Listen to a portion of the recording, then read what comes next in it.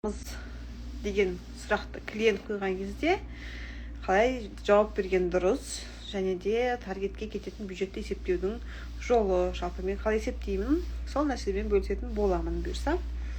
Қазір онлайн қатысушыларды күтейік, кірсін, содан кейін барып бисмиллах деп бүгінгі эфирімізді бастаймыз. Қалайсыздар? Жағдайларыңыз қалай? Көптен бері бұндай форматта эфирді бірінші жасап жатырмын. Білмеймін тіпті қанша уақыт өткенін, 1 жыл, бәлкім 2 жыл активны эфир жүргізгенім есімде 2021-2022-де. Содан кейін эфирлер болды, бірақ ол кездегідей активны болған жоқ негізі. Сондықтан тіпті 3 жыл арада уақыт салынып, эфир форматын қолға алсам деген ниет болып жатыр. Уалейкум ассалам. Рахматуллах. Қалдарыңыз қалай, Бегімай ханым, Ботагөз ханым? Жүзіңіз нұрланып тұр. Жүзім нұрланып, бүйше томпақ болып тұрған сияқты деймін. Уже скоро аман есен босанып алсақ, сосын қайтадан өз қалпымызға келерміз бұйырса. Әмин, рахмет достар. Жалпы алдағы уақытта енді все-таки екінші бала, жалпы бірінші бала болса да, нешінші бала болса да, нәрестеге қарау оңай тірлік емес. 3 жасқа дейін бала өте көп вниманиені алады, менің опытымда. Сондықтан да контент жасау кезде маған Reels, пост, stories болсын, ең оңай форматқа қарай өтуім керек болып тұр. То есть мен стратегиям өзімде солай өзгеріп жатыр. Ал маған ең оңай формат, білесіздер ме не екенін, осы эфир негізі. Жалпы бір нәрсені досконально өткізе алуым. Сондықтан да эфирді қолға алып, бір тұрақты бір рубрика жасағым келіп тұр, бірақ қандай формат болады, қаншалықты жиілікте болады, мен білмеймін. Сондықтан бүгін просто так осындай идея келді. Сол идеямен сіздерге шығып отырмын. Таргетке қанша доллар қоямыз, және де клиентпен қалай сөйлесеміз деген эфирдің тақырыбын алдым. Енді неге бұл тақырып келді? 2 күн бұрын біз жаңа проектте мен таргетолог қызметімді бастадым. Егер жүктілік, осы декреттік демалыс болмаса, мен в принципе ол жерде проект менеджерка немесе как продюсер қызмет етуге ниетім бар еді. Бірақ ондай үлкен жауапкершілікпен қазір жұмыс жасай алмаймын, сондықтан тек таргетолог ретінде кірдім. Сол жерде біз 3 сағат отырып, жалпы алдағы стратегияны бәріміз бірге талқыладық. Клиент бар, командадағы басқа контент мейкер бар, жаңағыдай отдел продаж бар деген секілді бәріміз талқылап отырған кезде таргетологқа қоятын ең басты сұрақ болады. Таргетке қанша қойсақ болады, қалай ойлайсыз? Қанша қойғанымыз дұрыс? Тура осы сұрақпен мен ойлаймын, кез келген таргетолог клиентпен сөйлесіп отқан кезде бұл сұрақты негізі естиді. Егер активно клиенттермен сөйлесіп жүрген болсаңыздар, менімен келіссеңіздер, тоже плюстеріңізді қойып қойыңыздар. И мен өзімнің оқушыларымның разбор жасаған кезде, мысалы оқушым айтады, мына клиентпен проблема болып жатыр, мына жерде таргет нашар болып жатыр, тағы да бір нәрсе деген секілді. Сол консультация барысында таргетологтармен мен байқайтыным, көп таргетолог автоматом не жасайды? Клиенттің сұрағына бірден жаттанды сұраққа жауап береді. $15, $20 жоғары қойған дұрыс, немесе кем $10 қойған дұрыс, немесе жаңағыдай енді клиенттің қалтасына да қарап, жағдайына да қарап, давайте $6 қояйық деген секілді жауап беріп жатады. Мен бұл нәрсеге негізі келіспеймін. Тем более егер үлкен проекттермен, үлкен чекпен жұмыс жасағыңыз келетін таргетолог болса, бұлай жауап бергеніңіз үлкен проекттегі адамдар, уже өздерінде маркетингтен хабарлар болғандықтан, бұл жауаптағы кәсібиліктің жоқтығын көреді негізі. Қалай ол алды да мынандай сумма қоя салды деген секілді. Олардың миында, например, $15, $20 емес, $1000 тұру мүмкін да күндік бюджетте. Сондықтан да бірден естественно жаңағыдай үлкен проекттермен жұмыс жасай алмайтынымызды онда немесе жасамаған болсақ та жасауға дайын емес екенімізді көрсетіп қоямыз. Сондықтан да мен сторизде айттым, что жаттанды жауап беру негізі қателік. Адамның бейсаналы түрде, психологиялық түрде все-таки сізді қалай айтса болады, жай новичок деген мамандардың қатарына кіргізуге, немесе арзан маман деген секілді ой қалыптастыратын бірден бір дүние. Сондықтан да мен қалай жауап беремін, соған тоқталайын алдымен. Сосын қалай бюджет есептейтінімді айтамын. Жалпы клиент маған сұрақ қойған кезде қанша доллар қойған дұрыс деп, қанша доллар қоямыз деген секілді. Сол кезде мен айтамын, бұл тікелей сіздердің мақсаттарыңызға байланысты. Сіздер күніге 1 продажа қалайсыздар ма, 10 продажа қалайсыздар ма, 100 продажа қалайсыздар ма? Соған қарай мен негіз бюджет есептеймін. Соған қарай бюджетті қоямыз деген секілді өзімнің кері жауабымды беремін да, уже сұрақ қоюға кірісіп кетемін. Тек не емес, қалай айтса болады, давайте бірден есептеп кетейік деген емес, нақты олардың мақсаттарына мән беретін боламын, достар. Енді олар айтады енді, бізге білмеймін, бір продажа, 2 продажа, 10 шақты продажа, немесе жалпы бір айда 100 продажа деген секілді өздерінің ойындағы, жоспарындағы сандармен бөлісіп бастайды. Сол кезде менің дүнием 10 продажа болса, демек мынанша бюджет қою керек деген нәрсеге кірісіп кетпеймін. Мен екінші сұрақты қоямын. Ол екінші сұрақ сіздерде қандай стратегия немесе қандай воронка деген сұрақ қоямын. Өйткені воронкаға сай бюджет есептелінеді. Воронкаға сай біздің бюджет шамалап есептелінеді. Сондықтан да мен сіздерге примерно 2 воронканы алып келдім, 2 мақсатта визуально сіздер ол нәрсені көру үшін. Жалпы грубо айтқан кезде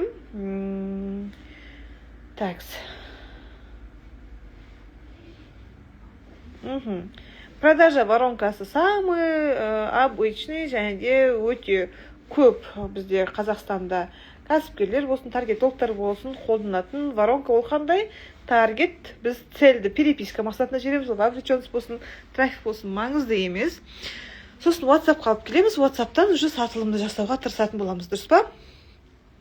Енді мына жерде қарасаңыздар, мен таргеттен WhatsApp-қа түсетіндер по факту негізі кейде 100% түседі, кейде аз түседі негізінен. Сондықтан да мына жерде қарасаңыздар, стрелочканың жанында 80-100% деген бар. Бұл бір этаптан клиенттің бір этаптан екінші этапқа өту конверсиясы деп айтылады негізі, яғни процентный соотношениесі. Қарасаңыздар, мысалы таргеттен 100 адам жасса, соның 80-100 негізі WhatsApp-қа по факту өтеді. Кейбіреулер өтпейді негізі. WhatsApp-қа кейде таргеттегі санға қарағанда аз адам жазып жатады. Это нормально. 80%-ға дейін. Мысалы 10 адам жасса, 8 адам ғана, точнее 10 переписка болып тұрса, 8 ғана WhatsApp-қа адам түссе, бұл норма болып саналады. Өйткені кейбіреулер артқа қарай шығады деген секілді да. Ал егер одан төмен түсіп кетсе, уже кішкене ойлану керек. Нені дұрыс істемей жатырмыз деген секілді, Яғни бұл самый обычный біздің воронкамыз. Барлықтарыңыз қолданасыздар. Ал енді WhatsApp-қа түскендердің ішінен сатып алатын суық аудитория, тура сол күн немесе келесі күн немесе жалпы бір аптаның ішінде касание жасаған кезде сатып алатындардың процентный көрсеткіші 3-11% болады, достар. Яғни 3%-ға дейін негізі норма болып саналады. Бұл тікелей бұл нишаға және де чектің үлкен кішілігіне де байланысты бұл процент. Сондықтан да мына нишадан анша деген нәрсені айтпаймын. В целом біз кәсіпкермен сөйлесіп отырған кезде бұл санды білгеніміз негізі жақсы. Яғни бұл анықтау оңай, айтамыз. Жалпы сіздерде WhatsApp-қа 10 адам жасса, обычно қанша сатып алады? Соған қарай ориентир жасасақ болады, достар. Клиенттер айтады, 10 адам жасса, біз 5-еуіне смело сатып жатырмыз қазір десе, ол кезде анықтау керек момент бар. Олар қай жақтан келіп жатқан клиенттер? жаңағыдай таргеттен келіп жатқандар ма, тиктоктан келіп жатқандар ма, жоқ әлде жаңағыдай сторизден, дайректен келіп жатқандар ма. Өйткені сторизден келіп жатқандар оларды таргеттен келіп жатқан аудиториямен салыстыруға болмайды. Екеуінің жаңағыдай сторизден келген адамдардың 10-нан 5-еуіне сататын болсақ, демек таргеттен келген адамдардан 10-нан 2-3-еуіне сатсақ, это уже хорошо деген сөз болып саналады. Өйткені біреуі суық аудитория, біреуі жылы аудитория, Енді осы воронканы өткізіп жатқан кезде анықтап алғаннан кейін ғана біз не істейміз? Бюджет есептейміз. Сондықтан да мына жерге мен ескерту жазып қойдым. Көштің алдына шығып жүгірмеңіздер, достар. Үлкен компаниялар әйтеуір сөйлей берсем, тоқтамай сөйлей берсем, айта берсем, идеяны жеткізе берсем дегеннен бөлек жүйелі түрде не үшін жасап жатқанын білетін адаммен жұмыс жасағанды өте жақсы көреді негізі. Сондықтан да осы екі дүниені білеміз. Қанша продажа қалайсыздар? Және де қандай воронкалармен алып келеміз ол нәрсені. Сіздерде уже бар ма? Жоқ болса, бұлай жасайық деген секілді нәрсені талқылағаннан кейін барып қана біз не дейміз, достар, енді бюджетті есептеуге болады. Өйткені егер олар басқа воронканы қолданатын болса, например, таргеттен подписчикке алып келіп, подписчиктен сторизге алып барып, сторизден прогресс жасап, содан кейін барып WhatsAppқа алып келетін болса, әрине ол жерде мүлдем басқа сандар, мүлдем басқа воронкалар шығады. Ал біреулері таргеттен жаңағы марафон, немесе вебинар секілді нәрсеге келеді, немесе таргеттен акция, конкурс деген секілді нәрсеге келеді. Сондықтан да бұл өте маңызды момент. Енді жаңағы бір сөзбен айтқан кезде, мына жерге мен сіздерге түсінікті болу үшін жаңағы процент соотношение сандар жазып қойдым. 100-120 переписка болса, бізге не болады? 100 лид түседі. Егер 3% конверсияны құрайтын болса, біздің отдел продаждың нәтижесі, онда 3 продажа болады. Егер клиент айтса,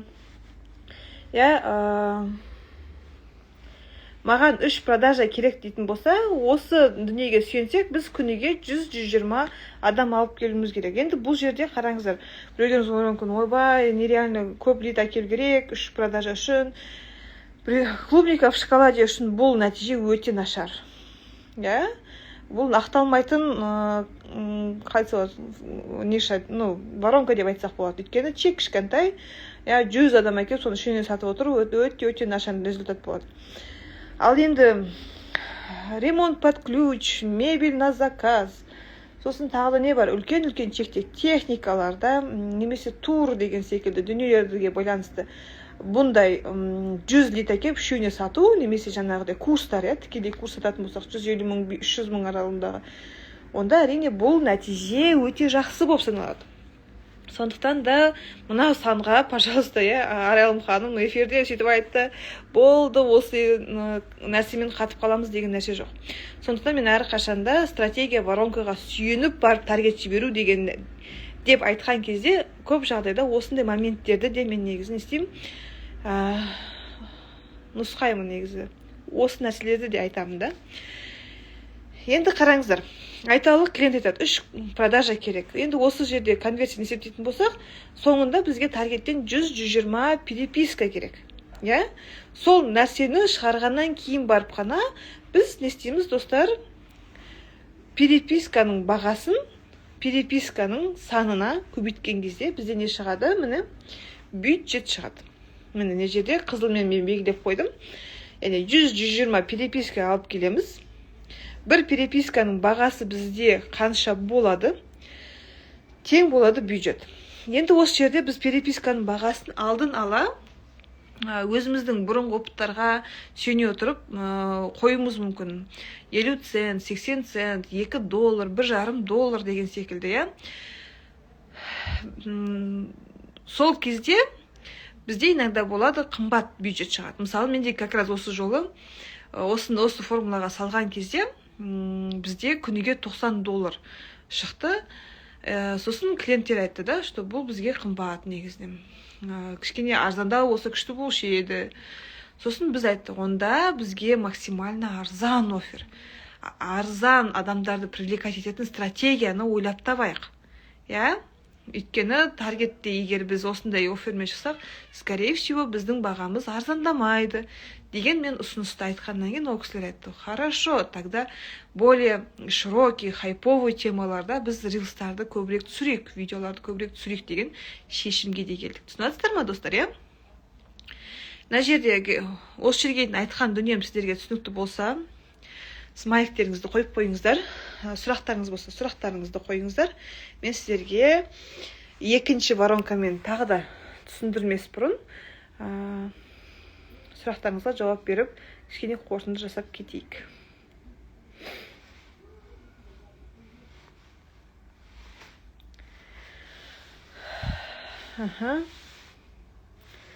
Классно дейді. Вот дейді.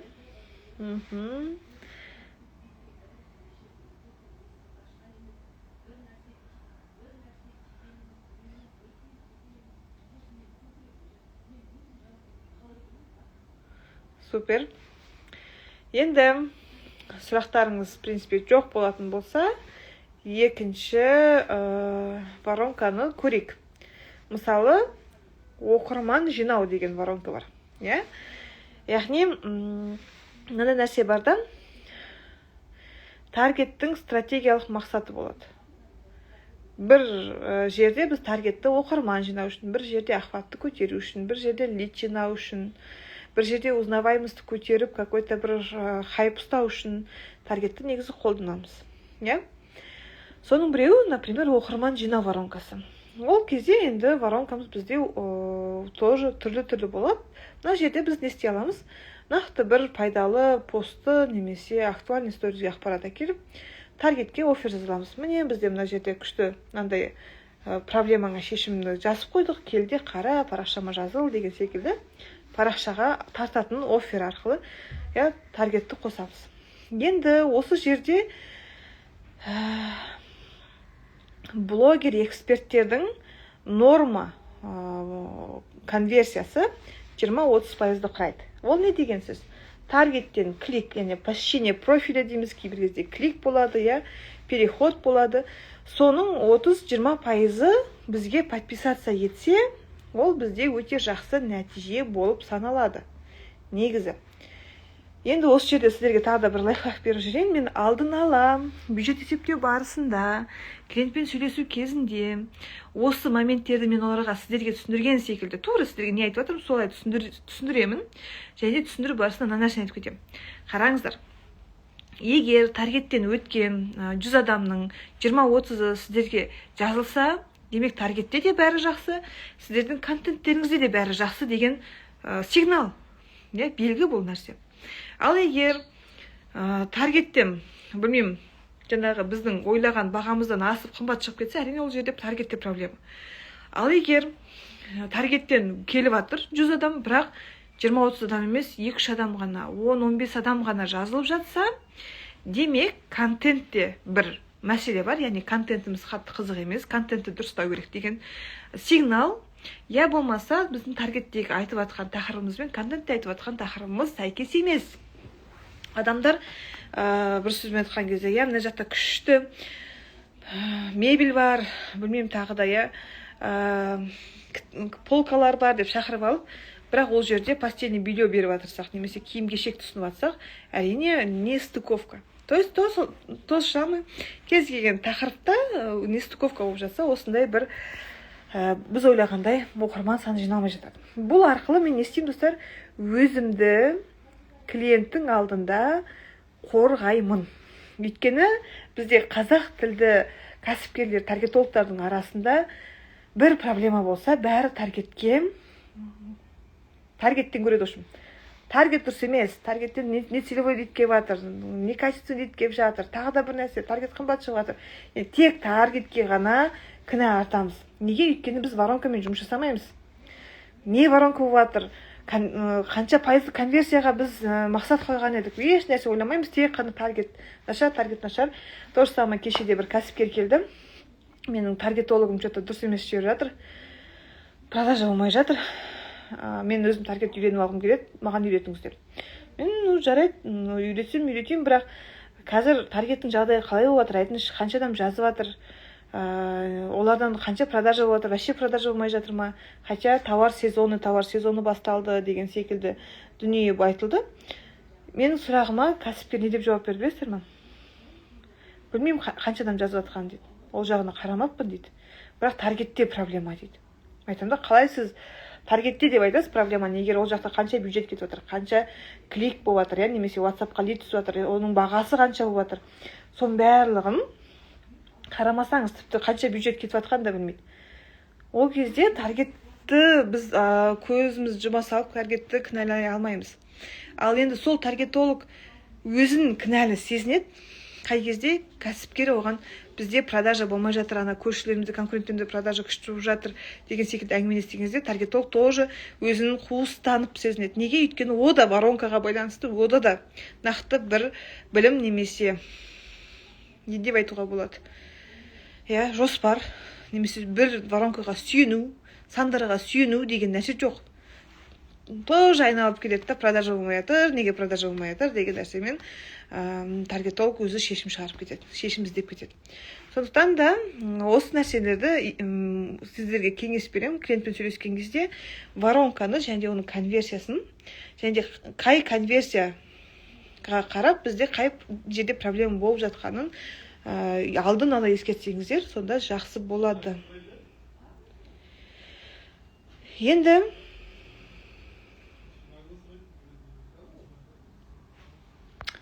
Енді айталық, нақты мысалмен келтіретін болсақ, таргеттен 100 клик болатын болса, 20-30 оқырман. Біз клиенттен сұраймыз, сізге күніге қанша оқырман керек? 20-30-ға разысыз ба? Жоқ, 100 оқырман келіп отырғанына разысыз ба? Но мен еще параллельно айтып кетемін, что 20-30 оқырман мен сіздің жасап жатқан контентіңіз, сториздегі прогревіңіздің объемы ақталмай қалып жатады. Лучше хотя бы 50-60 адамнан күніге қосылып отырғаны жақсы. Что біздің прогревті көбірек адам көру үшін, көбірек адам сатып алу үшін. Сондықтан да хотя бы 50-60 адамға шығайық деген секілді ұсынысты айтамын. Енді 50-60 адам болса, әрине бізде 100 клик емес, 200 клик керек болады. Ал енді 200 клик, бір кликтің бағасы сіздерде обычно қанша болады? Например, 10 цент, 5 цент, немесе кейбіреуінде даже 200 цент, кейбіреуде 20 цент болады. Демек, біз не істейміз? 100 кликті, мысалы айталық 10 центтен деп есептейтін болсақ, 100 кликті алу үшін біз не істейміз?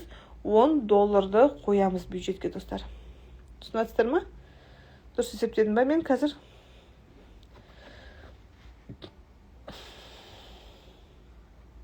$10 бюджет қойылады оқырман келу үшін. Міне, достар. Осылайша біз клиентке бюджетті есептеу барысында воронканың маңыздылығын түсіндіреміз, және де өзімізді, бір нәрсе болса, таргетолог кінәлі деген жаладан қорғаймыз. Өзіміздегі сенімділікті жоғалтпай, нақты қай жерде проблема болып жатқанын көре аламыз. Ал енді қай жерде проблема болып жатқан көрсек, естественно, оны шешу оңайырақ болады, достар. Міне, осы дүние.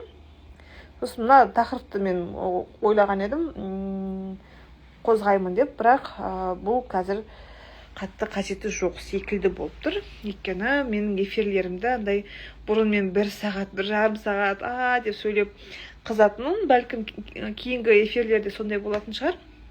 Бірақ мен бұл жолы ондай ұзақ эфирлер емес, желательно 15-20 минут бір пайдалы ақпарат, лайфхактармен бөлісу, және де сіздердің сұрақтарыңызға жауап беру форматын алғым келіп отыр. Сондықтан да сұрақтарыңыз болса, сұрақтарыңызға жауап берейін. Болмаса, в принципе, эфирді өшірейік, бұйырса сақтаймын. Ұзақ мерзімге ма, әлде өшіріп тастаймын ба, білмеймін, бірақ общем сақтаймын. Көремін, ол тоже сақталған эфирдің сандарына қараймын, ол статистикасына қараймын. Ол менің стратегиямда қаншалықты маған сақталғаны көмектесіп жатыр, көмектеспей жатыр, оған да қараймын деген секілді дүние бар, достар. Яғни пока что байқаймыз. Давайте сұрақ қойыңыздар. Есть вопрос дейді.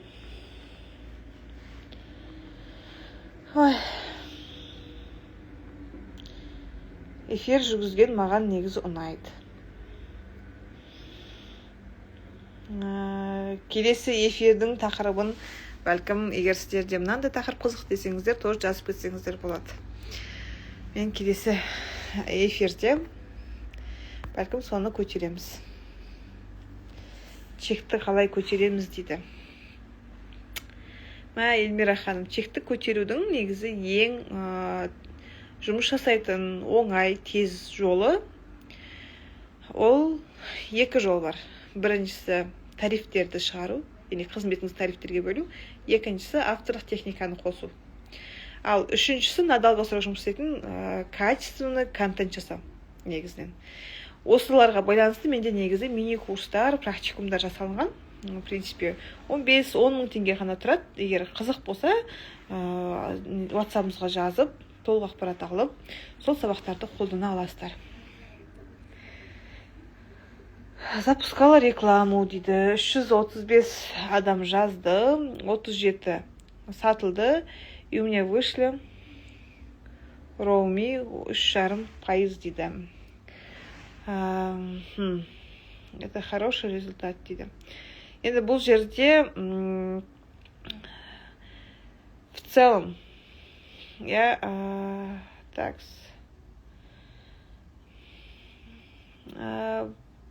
нақты айту үшін негізі қанша бюджет кетті, сонымен де қарау керек. Сосын кеткен бюджет қаншалықты ақталды, рой қанша болды. Сіз роумиді кішкене не қылып тұрсыз, дұрыс емес есептеп тұрсыз. Сол нәрсеге қарау керек. Таргетке кеткен шығын қанша есе ақталды. Тек осы үш санға қарап мен сізге баға бере алмаймын. Дейткер, но продаж жоқ, эмнеден болуы мүмкін дейді Бегімай ханым. Өте көп себеп бар. Ол кезде біз тек қана сіздің жазған офферді қараймыз. Офферді оқыған адам қандай ой қалыптастырды, не ойлап келді, нені іздеп келді, ал сіздер не ұсынып жатсыздар.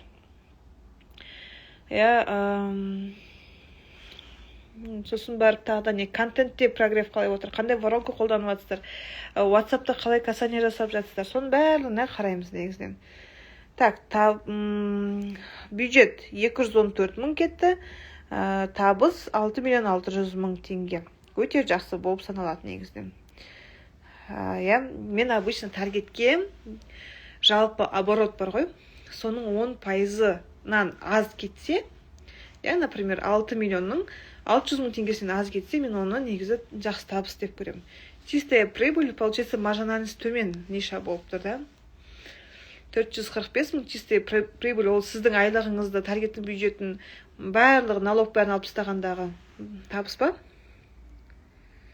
660 мың ба? 6 миллион. Онда 6 миллион 200 мың теңге шығын шығып, 600 мың теңге табыс болса, негізі онда жақсы результат болып саналмайды. Аз. Бір нәрсесін дұрыстау керек. Не нәрсесін екен мен білмеймін, мүмкін чекті көтеру керек, мүмкін офферді максимально арзан алып келу керек, мүмкін воронканы өзгерту керек. Видите, ол уже не қылу керек. Бірақ негізі 200 мың шығын мен 600 мың табыс, ол жақсы емес қатты. Бірақ 0-ден жоғары болғаны уже жақсы негізі.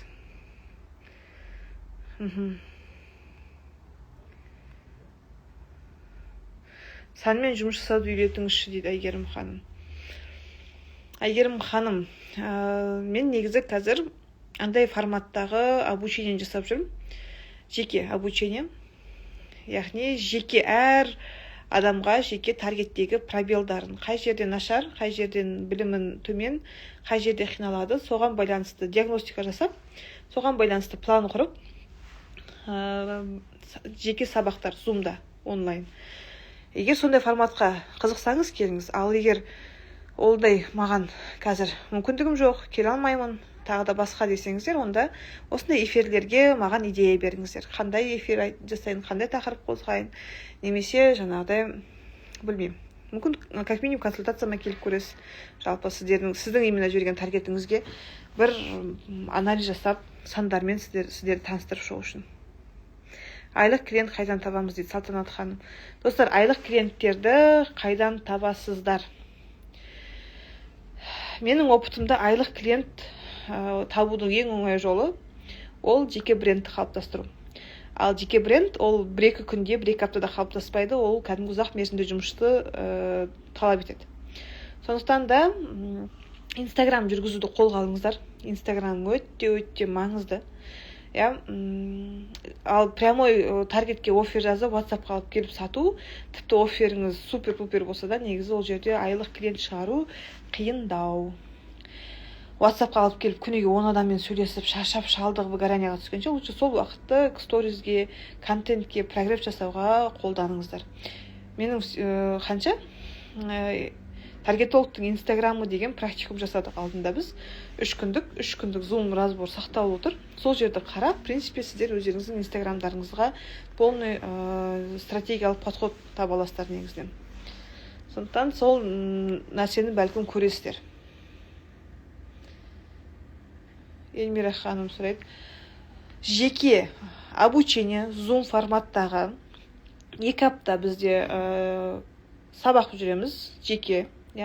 Сосын барып менің нейротаргет курсыма 1 жылдық доступ беріледі, яғни ол жерде де қосымша бонусный сабақтар бар, которые қарап өсулеріңізге, плюс 2 ай менен кері байланыс. Бұл менде 290 мың теңге тұрады.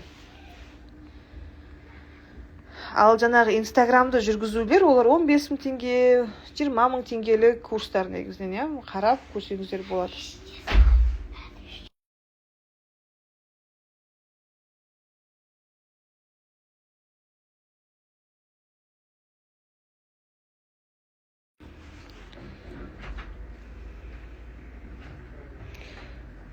Коэффициент 3,08, возврат инвестиций в процентах 307.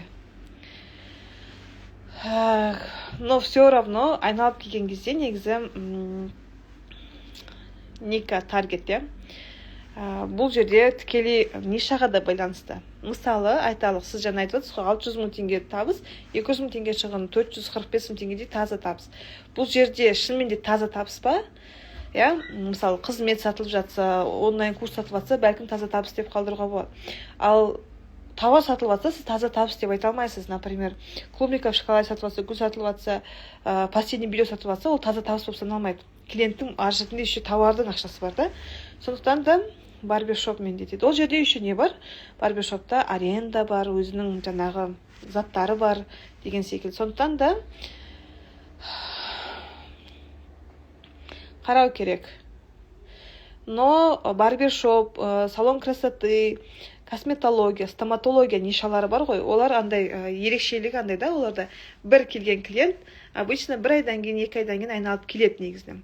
Сондықтан және де бір адам бір мастер тауып алды ма, олар потом басқа мастерге барулар өте қиын. Егер случайно мастер көшіп кетіп атпаса, араларында дұрыс емес бір отношение болып қалмаса, мастерді өзгертпейді. Сондықтан да бұндай нишаларда клиентті привлекать ету, қымбат жүруі норма негізі. Егер клиент риза болса, в принципе, бұл моментте, и жаңағы келген 37 адам ары қарай айналып келе беретін болса, әрине бұл на долгосрокта ақталады.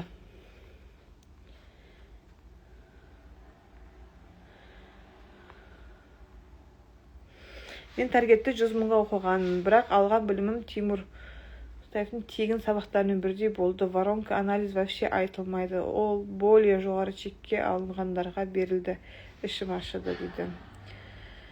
Бұл 2 жыл бұрын баға айту дейді. Достар, енді кез келген. Енді қазір нарықта розовый очкимен курс алатындар жоқ деп ойлаймын, розовый очкимен біз бұрын курс алғанбыз. Қазір бәріміздің аузымыз күйді. Сіздердің ғана емес, мысалы менің де түрлі нәрселерді қарадық, үйтік деген секілді.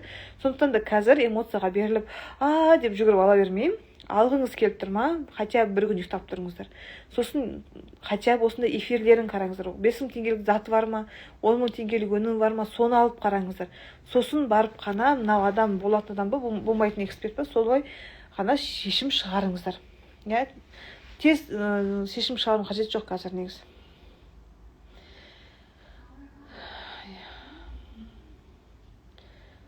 Все.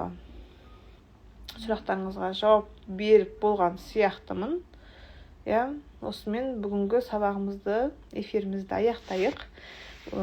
Тез бітірем дегеннің өзінде 35 минуттан асып бара жатырмыз. Баршаңызға рахмет.